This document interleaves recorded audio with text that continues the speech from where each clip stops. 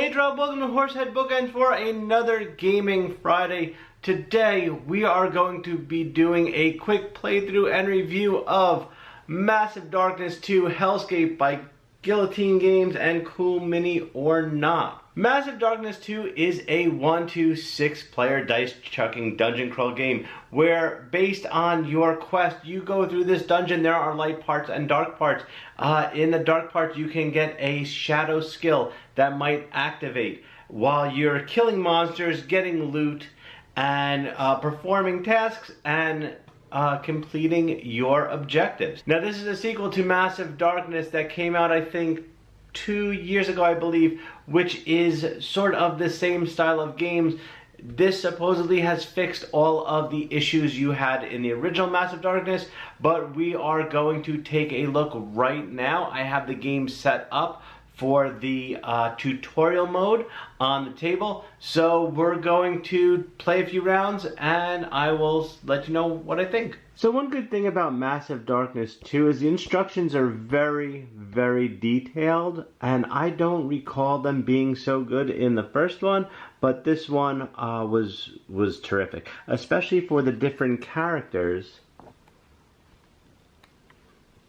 Starting on page 30, you have the different hero classes, and they kind of explain to you how they operate, because they're all a little slightly different. The wizard has a dial that will spin around if you pay mana to do different actions. You also have a paladin, a berserker, a rogue, and a ranger. Also, right past the hero classes, you do have the start of the quest, and we are doing the tutorial right now, so that is exactly what I have set up on the board right now. Now you can see this was the all-in pledge for Massive Darkness, so I do have the 3D doors, I have the 3D bridge, and the portal over in the upper right hand corner. I have all my cards laid out in the back of the table, and they are organized in an acrylic card holder that I got from Staples a few years ago. They're invaluable. They were maybe $3 or $4. I have 2 of them, and I use them for so many games, and it's great organizing cards. So I picked the Rogue and the Paladin as my characters. Now you can play the game with just one character, and there's, I think, 1 or 2 different things that you change in the setup, but I decided to stick with 2 characters just to get a feel on how they operate. For example, the Rogue has a bag of tokens.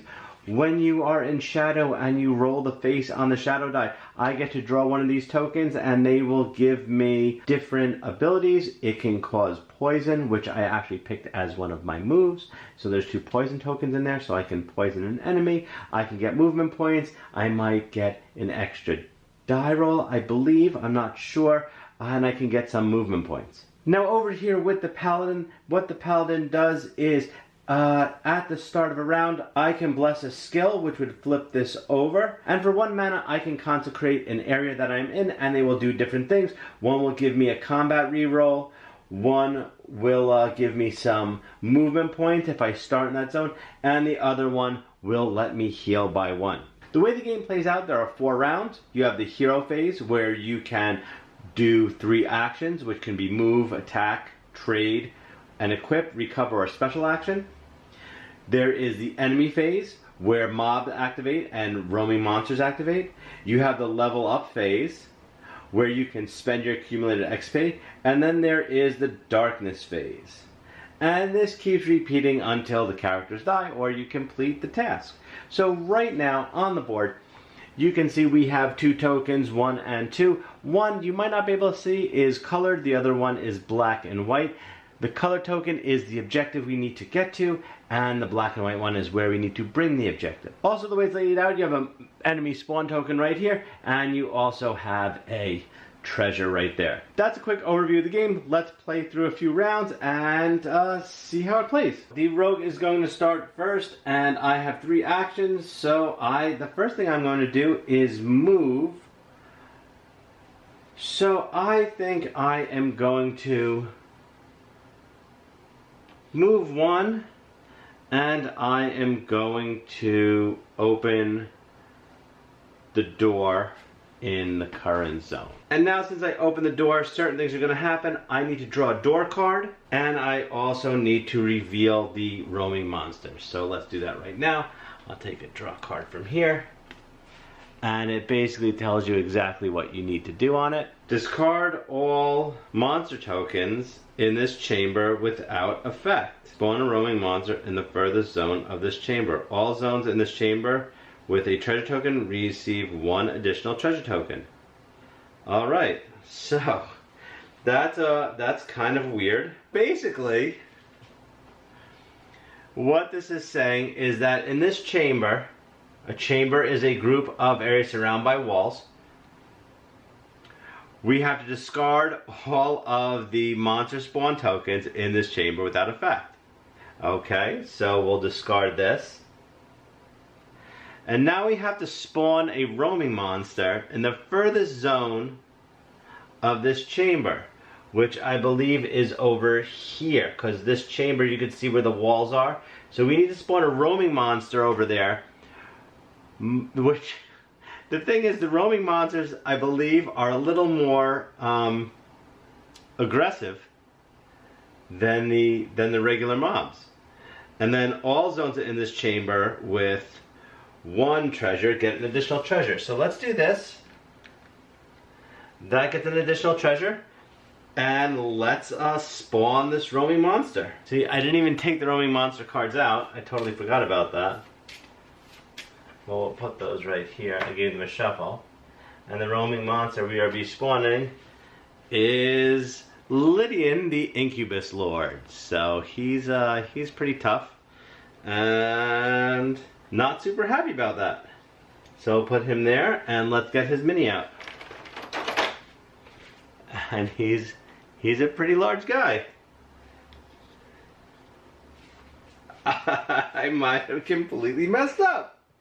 That's terrific. So I still have 2 more actions. So I am going to use more of my 2 movement points. I am going to go through the door here.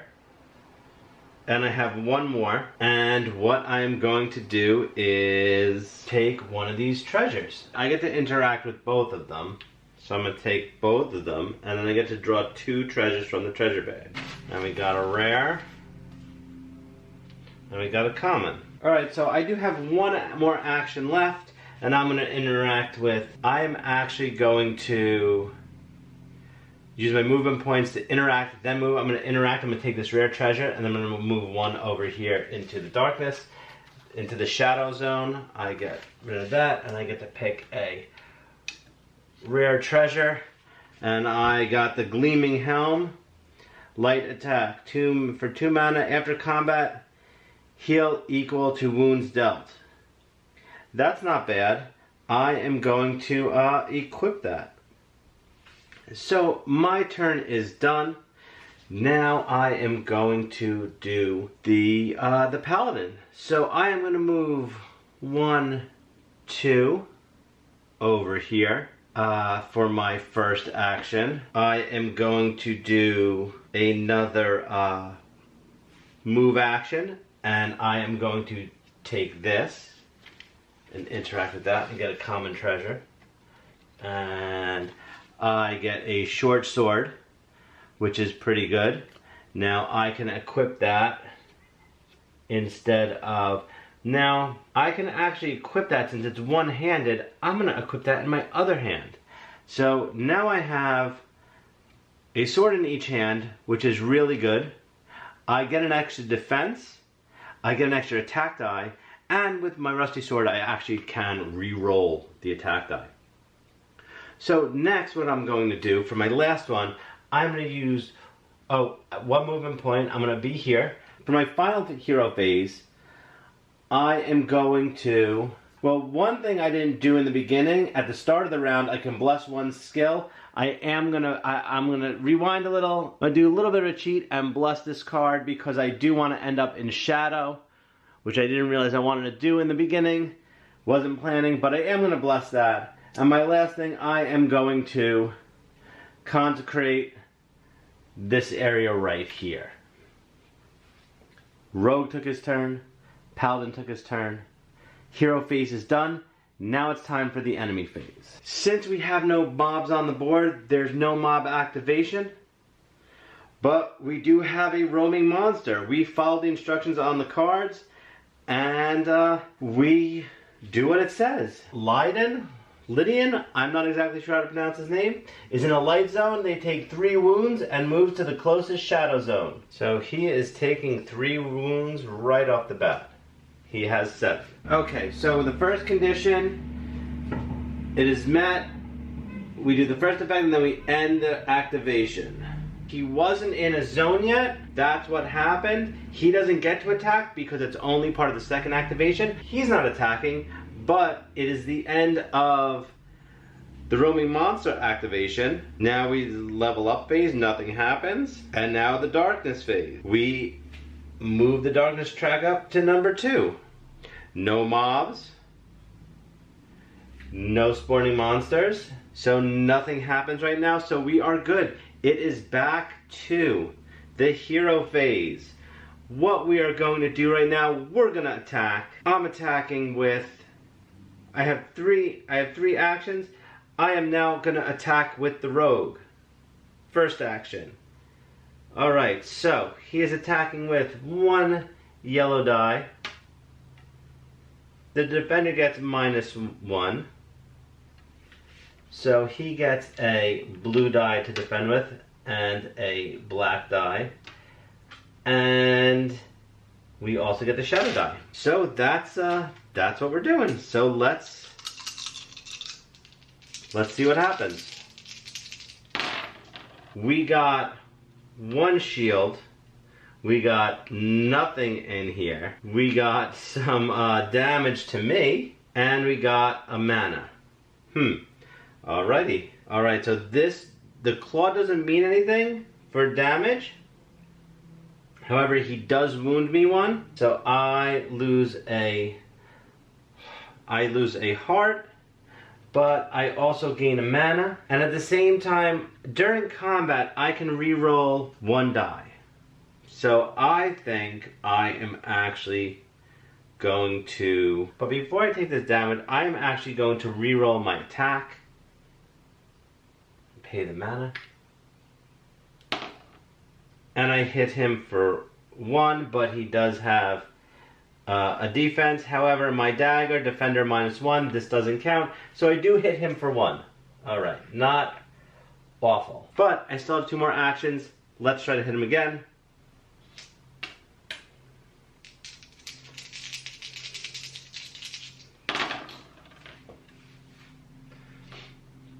Again with the claw, doesn't do anything. I have 3, he has 1, but because it's the dagger, it ignores that. It doesn't count. So I hit him for another 3. And that effectively kills him. He has 7 damage. That wasn't too bad. I have 3 treasures on this board. I can replace these and pull 2 to see what I get. 1, 2. Okay, I get... Now I can look at the treasure and figure out what I want to keep. I think I'm going to keep these Hero's Greaves, which let me ignore 1 die, and these 2 go back. And all the tokens go back in the bag. Back there. He is dead. Alright, so for 4, I get 4 XP for every roaming monster killed, so I do get 4 XP for that. That was a few rounds in the game. It seems kind of easy. I think I just lucked out by pulling the door card and we were very easily able to defeat the roaming monster because he started with 3 wounds on him already. So all that is left to do really is to activate this scroll, bring it to the drop-off point within the time before more roaming monsters spawn, which I definitely think I can do without issue. So let's head back to the office and let's talk about Massive Darkness 2. Alright, so that was Massive Darkness 2 Hellscape by Guillotine Games and Cool Me or Not. I decided not to bring the box back in here, just the instruction guide, because it is much smaller. So anyway, as you saw, I played a few rounds and it seemed pretty easy, but that was only because of the door card I drew, which got rid of the monster token, the mob token that was supposed to spawn, and it actually replaced it with a roaming monster. But since I had to put that roaming monster in the farthest possible space away, he was on a light spot, which automatically, when it was his turn to activate, he took 3 damage.